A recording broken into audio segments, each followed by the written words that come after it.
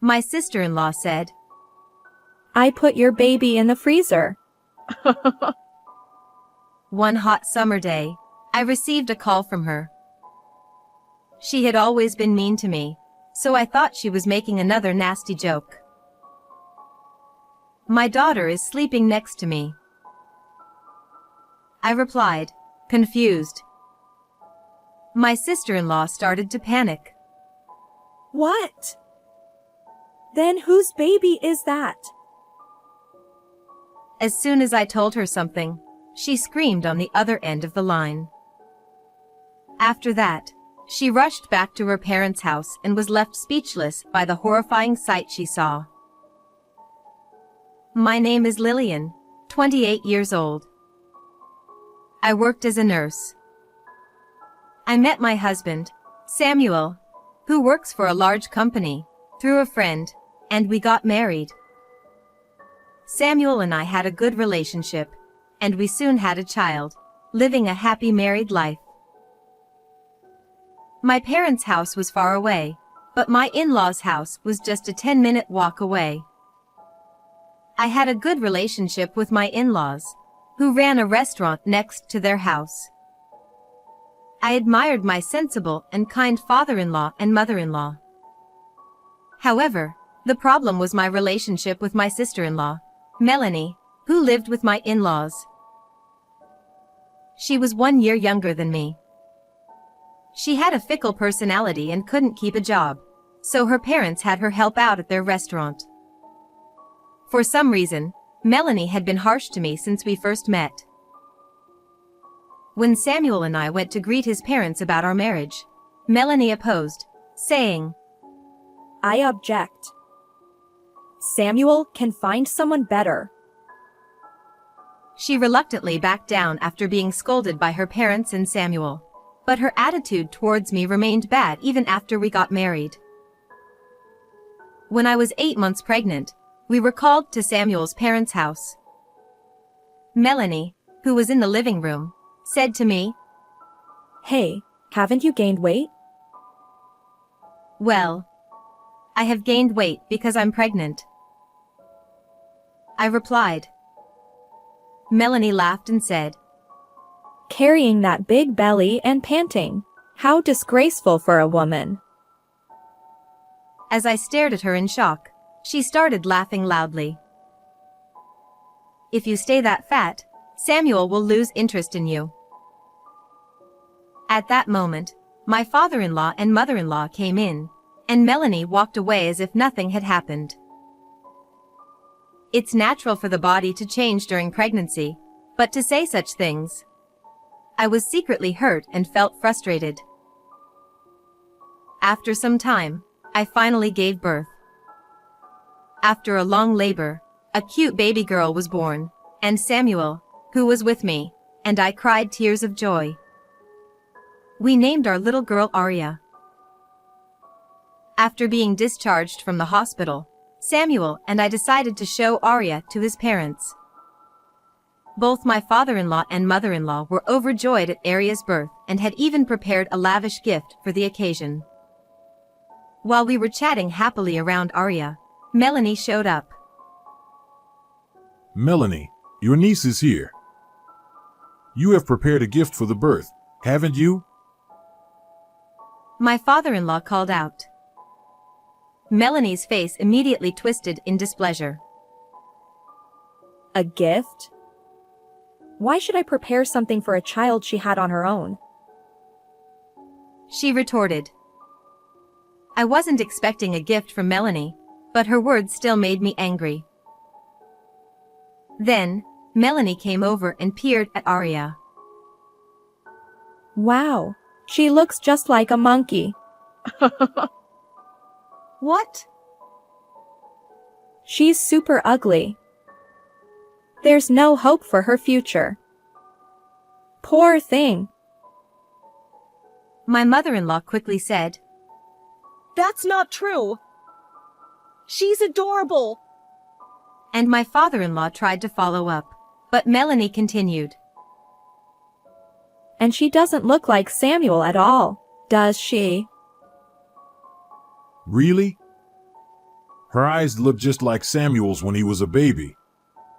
My father-in-law replied. Melanie exaggeratedly furrowed her brows and stared at Arya's face again. No way. Maybe this child's father isn't Samuel but another man? I wouldn't be surprised if Lillian did something like that. I was too shocked to speak, but Samuel, visibly furious, said, Go away. Apologize to Lillian first. However, Melanie completely ignored Samuel's words. She turned her face away from us and left the house. Melanie's attitude is too much.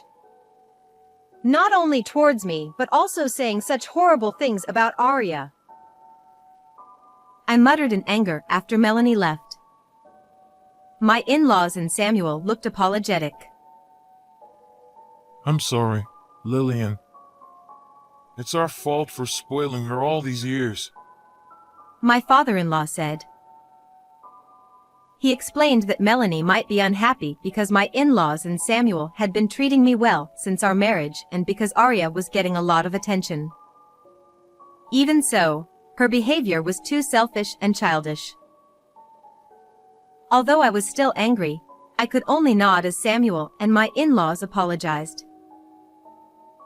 Since that day, I rarely visited my in-laws' house. Even when I did, I always made sure to be with Samuel or my in-laws to avoid being attacked by Melanie. Melanie would glare at me with hatred. Then, when Arya was 3 months old, while I was taking care of Arya at home, my phone rang. The caller ID showed it was Melanie. She never calls. I thought it was strange but answered the phone. What's the matter, Melanie? This is unusual, I said. Oh, I thought you'd be panicking, but I guess not. Don't you have any maternal instincts? Melanie said right off the bat. I couldn't help but respond. Huh? I put your baby in the freezer. She said. I couldn't understand what she was saying, and my mind was in a whirl. After all, Arya was sleeping right in front of me at that moment. Arya is sleeping next to me, I said. What? Melanie's voice sounded dumbfounded on the other end of the line, so I repeated. I'm at home with Arya right now. Don't lie. You left the baby in our living room, didn't you? No, Arya and I have been at home all this time. What do you mean by freezer? I sensed something was wrong and pressed Melanie for answers, but she fell silent. I could hear the background announcements from a shopping mall. I thought it was your baby. Then whose baby is it? Melanie exclaimed. At that moment, I remembered what my father-in-law had said. Come to think of it, I heard that a relative was coming to show their baby today. Just then, I heard Melanie scream on the other end of the line, and the call was abruptly cut off. I realized something was happening at my in-laws' house and immediately called them. When they didn't answer, I quickly grabbed Arya, who had just woken up from her nap, and rushed to my in-laws' house. On the way, I felt a surge of anger rising within me. Putting a baby in the freezer, what was she thinking? And she intended to harm my Arya. Unforgivable.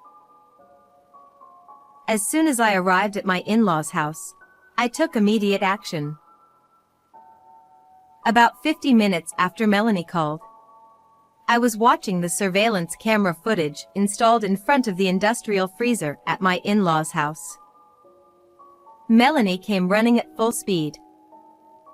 She forcefully opened the freezer door and screamed. "Ah!" No wonder, as there was a baby frozen solid inside. What should I do? What should I do? Melanie screamed in a high-pitched voice as she took the baby out of the freezer and started performing CPR. But the baby, covered in frost, didn't move an inch. This is bad. What should I do? Please come back to life. Melanie panicked and started crying in front of the frozen baby. "It's useless. That baby is not alive," I said, holding Arya, as my in-laws and I appeared. Melanie turned her tear-streaked, snot-covered face towards us. You were here. More importantly, do something about this baby. It's not breathing. She cried. "This is the result of what you did, isn't it? You wanted my Arya to end up like this, didn't you?" I replied. But this baby isn't your Arya, right? This is bad. I don't want to be a murderer.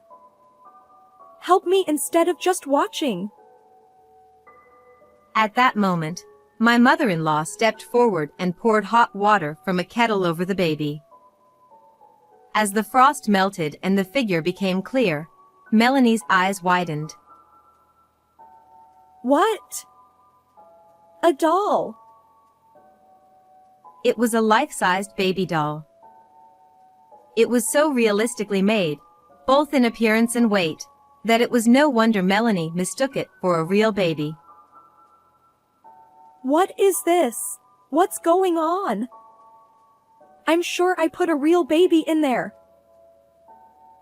Melanie, still not understanding the situation, was staring at me. "The baby you put in the freezer was your cousin Lucas's child, Aaliyah. She was rescued and is now in the hospital," I said. Yes, the Rayal baby had already been rescued by me. When I arrived at my in-laws' house, my in-laws and Lucas were frantically searching for the baby. They said that while everyone took their eyes off for a moment, the sleeping Aaliyah had suddenly disappeared. I ran to the industrial freezer and opened the door to find the shivering baby inside. I immediately took her out and administered first aid to the pale-faced Aaliyah. Then I called an ambulance, and the baby was taken to the hospital with Lucas accompanying her. I received a report that she had hypothermia but is safe now, I said. Melanie, still in shock, muttered. I did that to Lucas's child. But soon had a startled expression. Then what is this doll? Actually, I had a life-sized realistic doll because I was trying to get certified in baby massage to help relax babies. I was the one who put it in the freezer. Don't do confusing things like that.